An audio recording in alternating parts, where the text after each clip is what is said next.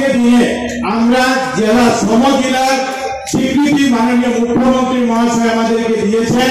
সমজেলাতে লক্ষ্মীপুরকে উন্নতিকরণ করা হয়েছে। এই জন্য আজকের দিন আমাদের জন্য অত্যন্ত আনন্দের দিন, অত্যন্ত গর্বের দিন।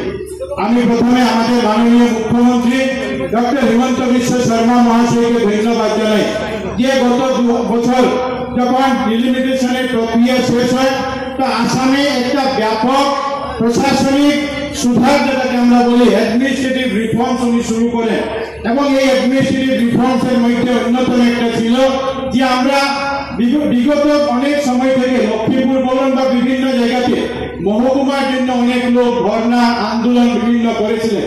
আমরা এই লক্ষ্মীপুরের মানুষও বিভিন্ন সময় ধর্ণা আন্দোলনের মাধ্যমে আমরা মহকুমা পেয়েছিলাম, কিন্তু মাননীয় মুখ্যমন্ত্রী মহাশয়ের দূরদর্শিতাকে আমি ধন্যবাদ জানাই যে উনি নিজে নিজে চিন্তা করলেন যে আমরা বিধানসভা ভিত্তিক আমরা আমাদেরকে প্রথমে উনি বলেছিলেন যে আমরা উপজেলা হিসাবে উন্নতিকরণ করব।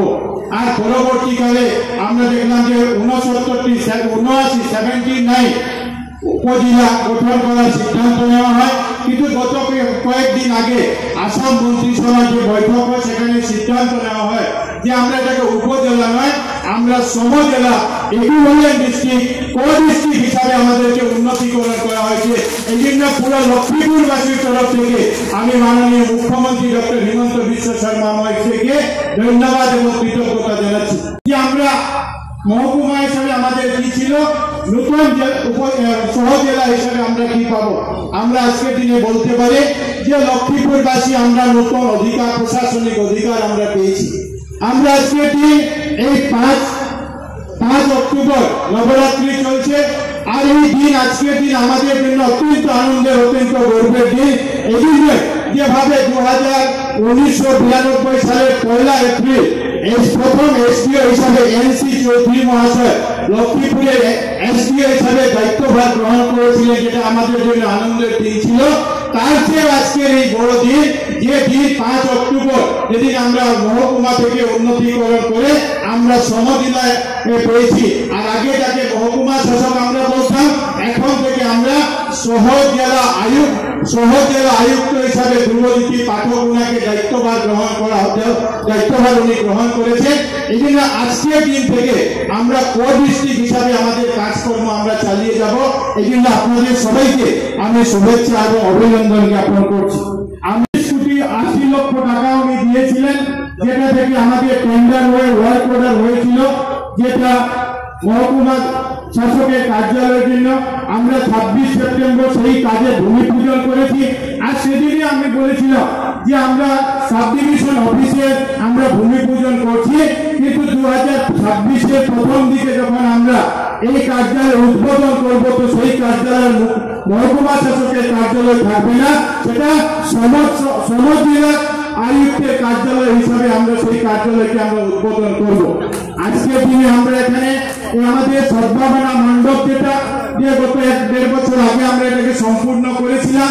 মহকুমা আমাদের নতুন বিল্ডিং হওয়া পর্যন্ত এই অবধি পর্যন্ত অস্থায়ীভাবে এই কার্যালয় এখানে চলবে এবং লক্ষ্মীপুরের সহজেলা আয়ুক্তের এই কার্যালয় এখান থেকে আজকে আমরা মাননীয় মন্ত্রী মহাশয়ের হাত ধরে, মাননীয় সাংসদ মহাশয়ের হাত ধরে আমরা শুভ উদ্বোধন করলাম।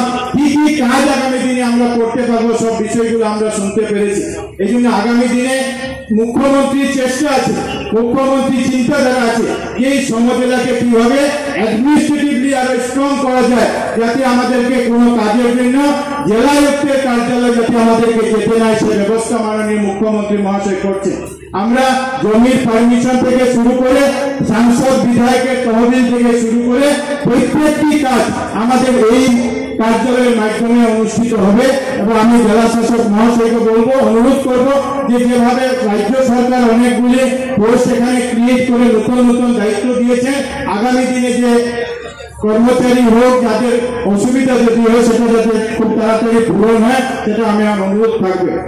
আর লক্ষ্মীপুরে এসে উনি বলেছিলেন যে আমি লক্ষ্মীপুরকে ভারতীয় জনতা পার্টি এখান থেকে নির্বাচিত হলে আমরা আসামের 10টি উন্নত বিধানসভার মধ্যে লক্ষ্মীপুরকে নিয়ে যাওয়ার আমরা কাজ করব।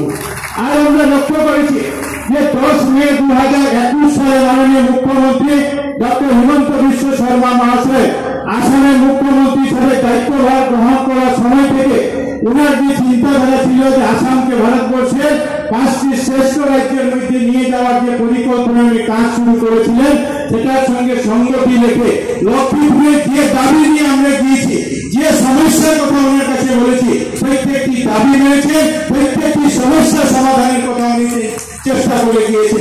উনি প্রথম কোন মুখ্যমন্ত্রী হবেন আসামের মধ্যে, আমি মনে করি যিনি 30 জানুয়ারি 2022 সালে এখানে এসেছিলেন।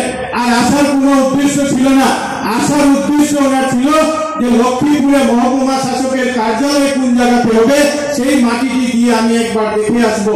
আর আপনাদের মনে আছে কোভিডের সেকেন্ড ওয়েভ যখন চলছিল, মাননীয় মুখ্যমন্ত্রী 2022-এর 30 জানুয়ারি এসে মাটি দেখে গিয়েছিলেন, যেখানে আমরা আজকে আমাদের কাজ সেখানে চালাতে পারছি।